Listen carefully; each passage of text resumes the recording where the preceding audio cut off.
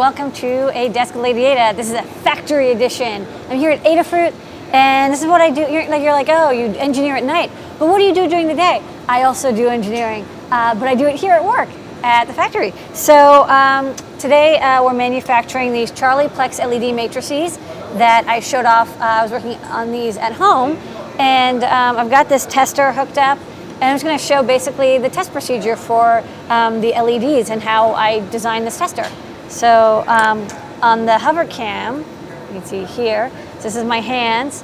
The way this works is I use an Arduino compatible. In this case, I'm using a Metro, but you can use, I like using Arduinos and Arduino compatibles because it's just like swap in, and they're easy, and they have serial, so I can like debug it, and then you can power them, and there's on-off switches and LEDs, so that's kind of nice. And of course I have like UART and SPI and I2C, so it's easy to test a whole bunch of stuff.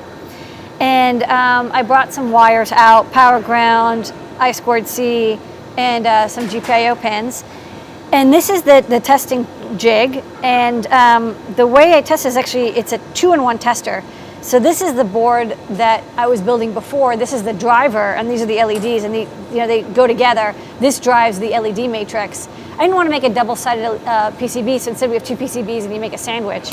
But this has a Charlieplex controller over I2C chip on it, and I just plug this in, and then the Arduino to this chip, and it sends it commands, and basically initializes it and says, okay, like turn on all the LEDs and make certain effects.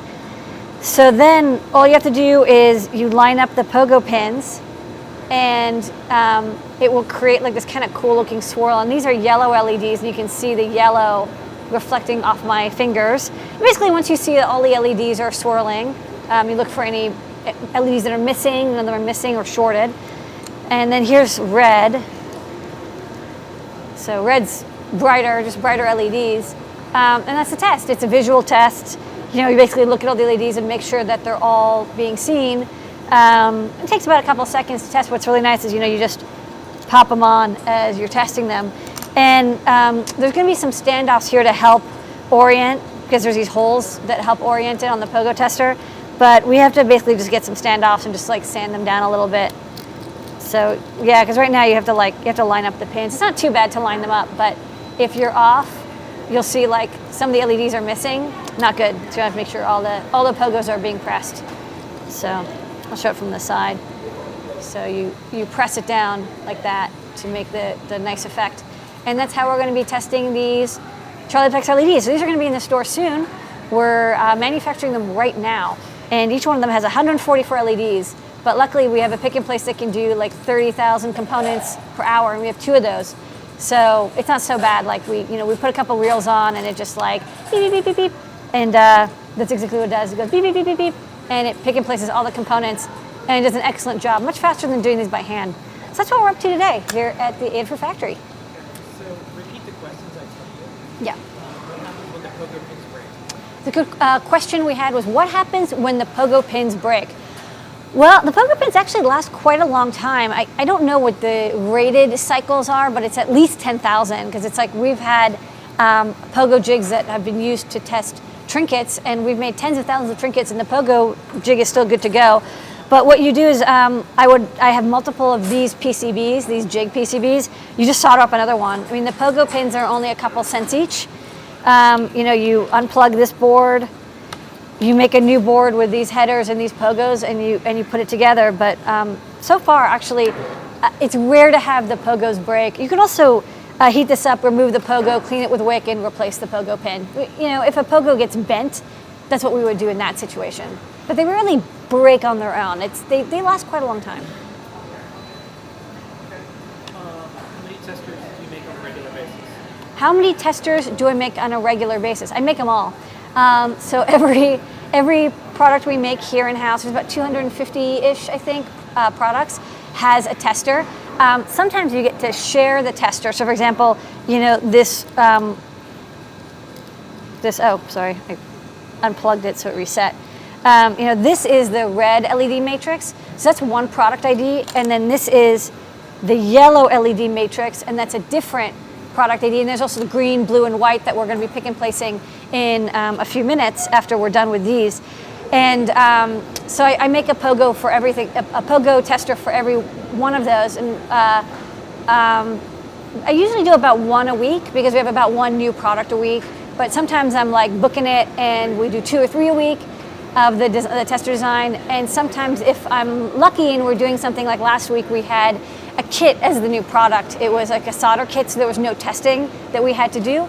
I didn't have to do a pogo pin tester. So that's when I get to work on engineering a little bit more. Okay. How do you guys test something more complicated like a phono board? Ooh, how do we test something like a phono board? That's a good question. We actually did do a desk of data about testing the phono feather tester.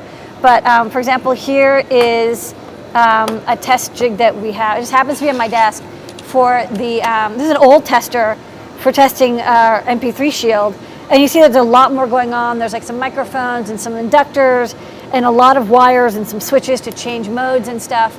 So, you know, basically what you try to do is have the tester self-test as much as possible. And that's why I like having Arduino do it. And this is a standalone tester. Sometimes we don't have a tester that's standalone. Like this, you don't need a computer. You just press, look at LEDs, and you're done. But for more complicated testers like the phono tester, the feather phono tester, we have a computer involved. And the computer actually sends more complex commands. Or like, for example, the Bluetooth low energy boards. To test it, we actually make a Bluetooth LE connection to the desktop computer and exchange some data. So that way you know that it's accepting connections, you can send and receive data properly, and that tests the radio part. So to do that, you have to have a computer. So that's when you have like a desktop setup. But my favorite are the standalones. These are really nice because it's standalone, you just power, this is just power, not data, and then you can just test really, really fast. You don't have to run any software or worry about like compatibilities or like El Capitan versus Yosemite or like Windows 10 driver compatibility. And also like, this is kind of what you want to aim for. If you can have a standalone tester, it's very easy to make multiple of them, easy to train people how to do them. You can test multiple pieces at a time. So that's what you want to aim for. If possible, try to make standalone testers. Next up, repeat the question too. Is there a pick and place, an automated way to do testing? Is there an automated way to do testing? I've never seen an automated way to do testing. If you test something to test and it takes a long time, like this is a Feather M0 Wink tester, we use these really handy clamps, which I totally love. And I have them in the store because they're just so handy. And you put the board down and you see that there's a pogo test jig. And this actually is a test that has to be done through a computer. The computer connects to the Feather board and sends it commands to test the Wi-Fi. So for this, you clamp it down. But no, we don't have like an automated test automator. Like you do have to, a person does have to put the board in, plug it in, and clamp it down. But usually that's not what takes the most amount of time when testing. Usually it's the test procedure itself. As far as testing all of our Pi stuff at the Pi 3, like the screens and stuff, what are you doing?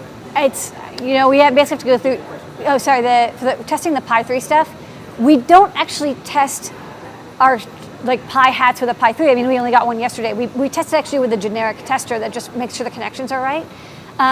We will be going through and checking to make sure all the stuff works with the Pi 3. We're discovering like some basic stuff is still being worked on. So you're gonna have to wait a couple weeks for Pi 3 compatibility. I only got one after everybody else got one. So it's not like I got one ahead of time. But we'll make sure that the Pi TFT works with it and all that stuff. Just takes time. Next question, what's the cost of testing per unit? What's the rule of thumb? The rule of thumb for how much it costs to test each unit? Well, there is no rule of thumb. It takes as long to test as it takes to test. Ideally, it takes less than 5 to 10 seconds to test something. Some take longer. For example, this Feather M0 Wink board takes about a minute to test. And some boards take 3 minutes to test. I mean, it really depends on what you're doing. But you want to minimize that as much as possible or have parallel testing if possible. Like, for example, the ESP Huzzah takes about 45 seconds to test. But because it's a standalone tester and we sell so many of those, we actually set up 4 in a row and you just test, clamp 4 boards into it in a row. you start them all, and so you're going 4 times as fast. I mean, if there's a failure, you just have to stop and figure out the failure. But you basically just try to make it as fast as possible while also reducing the chance of operator error. So it's a lot of trade-off in design.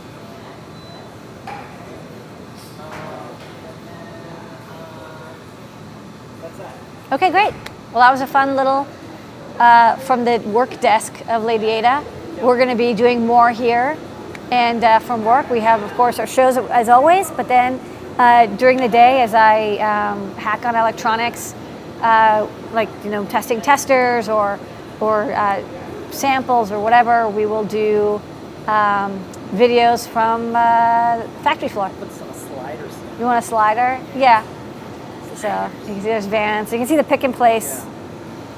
There's the pick and place, and then that one is it's making, I think, the blue Charlieplex LEDs. So you can see it's going fast. And then there's a second pick and place. So we only have one pick and place running for these right now because it's only one component. So it doesn't make sense to have 2 yet. Maybe we will if we make a lot of these. Okay. Okay, good sound. Hey everybody.